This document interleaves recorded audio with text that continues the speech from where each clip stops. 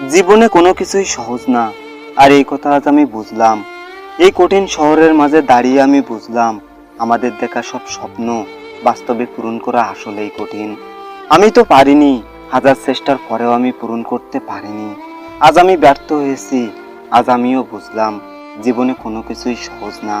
তবে জীবনে বেঁচে থাকতে হলে আমাদের সবাইকে স্বপ্ন দেখতে হয়, আর এটা পূরণ হবে না জেনেও আমরা কতই না চেষ্টা করি, তাই না?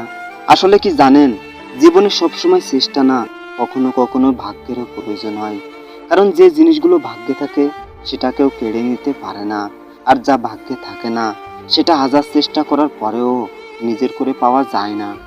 আর যারা বলে না যে জোর করে সব কিছুই পাওয়া যায়, জোর করে ভালোবাসা পাওয়া যায়, আসলে কি জানেন, জোর করে ভালোবাসা বা জোর করে যেসব জিনিস পাওয়া যায় সেগুলো বেশি দিন থাকে না, সেটা থাকে ক্ষণিকের জন্য।